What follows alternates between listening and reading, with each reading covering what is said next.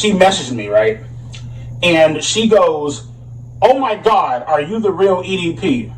I respond back with, "Bitch, how old are you?" So in case you guys missed it, about 3 or 4 weeks ago, I uploaded a video titled EDP445's Big Comeback, which you should definitely watch, by the way, where we pretty much go over EDP making his YouTube comeback with his brand new YouTube channel. And surprisingly, his channel is still up. He is currently sitting at 16,000 subscribers, and he just uploaded a video about 45 minutes ago. Now you guys might be wondering, Ice, why the hell are you talking about EDP again? Is he out here cupcake hunting again? And as far as I know, he's not. But the reason I'm talking about him today is because about a week ago, he uploaded an apology video that's not really an apology. And not only does he have the dislikes disabled, but he also has the comments disabled too. So this shit should be pretty juicy. So let's just get into this shit. People are going to paint their narrative on you based on what they want to believe, especially when it comes to the internet and social media. One thing I want you guys to understand is that when you're dealing with trolls, when you're dealing with people on the internet who can just leave a comment and just run off to the scurries of their own, hiding spots, is that there's no reconciling with these motherfuckers. There's no getting through to them. There's no, trying to get these people to understand where you were at that point in time in your life. Addressing what happened a few years ago, the whole incident and stuff like that. I'll be the first person to tell you, I was in a very dark place in my life. Very dark place. Boo-hoo, you're depressed. Does that even fucking matter? We all go through our own shit, but you don't see the rest of us going to meet a minor. And I've seen Chris Hansen, I've seen Skeeter Jean, and all these pedos use the same exact excuse. Oh, I was depressed. Oh, I was in a dark place. I'm lonely. And then they'll drive like 2 to 3 hours away to meet up with someone who they think is a kid. Or in his case, a quote-unquote cupcake. Had the fame, had the money, had the status, I thought that I couldn't be touched and paid the price for it. See, that's the thing I don't get about these YouTube predators. You have the fame, you have the status, the following, the money, the dream house, the dream car, hell, even a whole fucking family. And they'll risk it all away for someone who they think is a kid. I mean, with fame, status, and money, some of these guys can get almost any woman they want, but for some reason they always want a kid. And then EDP mentioned that he thought that he was untouchable, pretty much invincible, as if the law didn't apply to him. I mean, is this the mindset of all these YouTubers? Is this shit contagious on YouTube? Because I don't want to catch predatitis. The only thing that you can do as a human being when you make a mistake to this magnitude is to take responsibility for your actions, take accountability for your actions, understand that there is an issue, right? Understand that this is not normal. You know what I mean? To have these type of behaviors, they are not normal, right? Get the necessary help, whether it's talking to a psychiatrist, talking to a therapist. It can even be as simple as sitting down and talking to your family members. You know what, guys? EDP is actually right on this shit. You need to take responsibility. You need to take accountability. And this doesn't only apply to this situation. This applies to all situations. If you feel like something's wrong or you feel like you're going to do something wrong, please talk to somebody. Avoid it before it happens. But the thing is, EDP didn't do any of this shit. I mean, this is his apology video, but this shit happened like 3 or 4 years ago. And within these 4 years, all he's done is deny, and make fun of the situation. Not one time did he take at least an ounce of accountability. Now, I'm not going to say if he would have made his apology a lot sooner, things would have turned out a lot different. I mean, probably not. But at least you would seem at least a little bit more sincere about your apology. Now, a lot of people, they like to assume, right? Just because I haven't came out and made some big ass crying video, you know what I mean? Making a fucking ass out of myself, all hysterical on camera and shit like that, that I showed no remorse. That couldn't be any more further from the truth. You know what I mean? What I want you guys to realize is the fact that I have sat down and I have apologized to my family, right?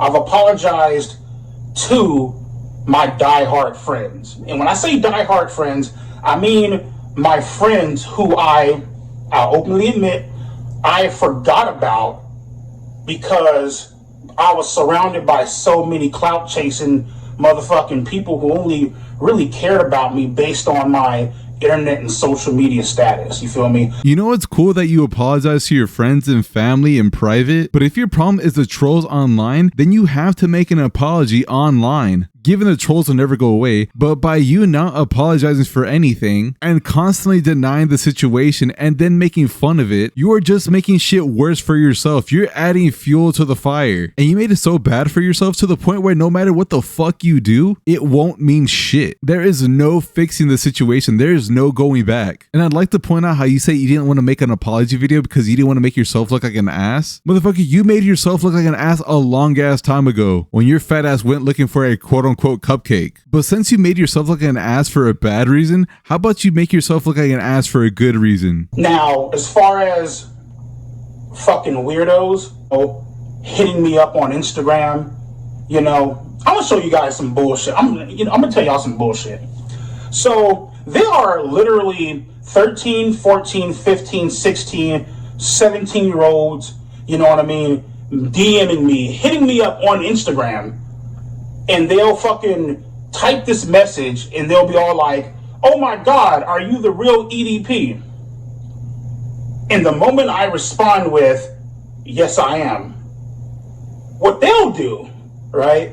And they think that they're fucking sneaky about this shit, right? Malicious intent. You feel me?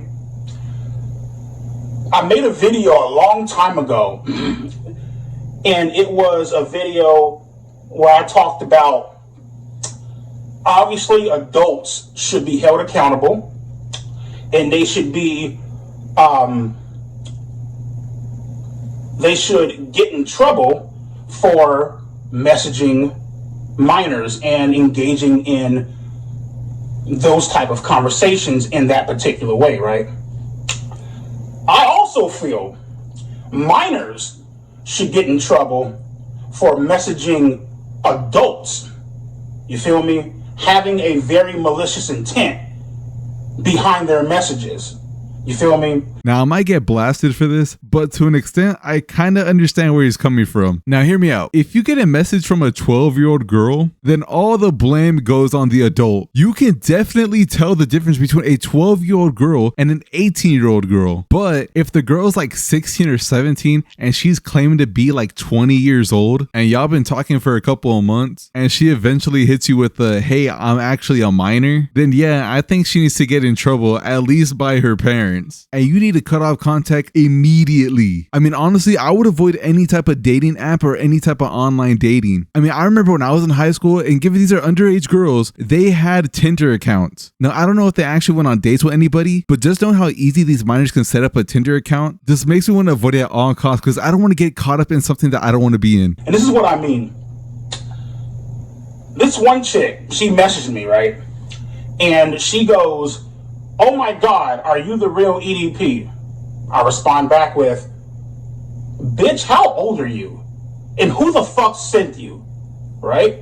Because I know fucking well Skeeter John, Gideon, and all these fake ass wannabe Chris Hansen impersonating motherfuckers, more than likely they fucking sent you. You know what I mean? With their fucking no life fucking ass, right? "Bitch, how old are you and who sent you?" "Oh, I'm 14. Screenshot. Let's go ahead and tag Gideon, and let's go ahead and tag fucking Skeeter John, or whatever the fuck his name is, right? "Skeeter John, Gideon, get him!" Which ultimately leads to harassment, right? Showing up at your fucking job, tracking where you work at, fucking, showing up at your motherfucking dialysis center, you know what I mean? Trying to find out, what type of community that you fucking live in, right? Storming the fucking leasing office and shit like that. Storming HOA offices and shit like that. You know what I mean? Fucking with you out in public at the grocery store. You feel me? Throwing shit at your motherfucking window as you're at a fucking stoplight when somebody recognizes you.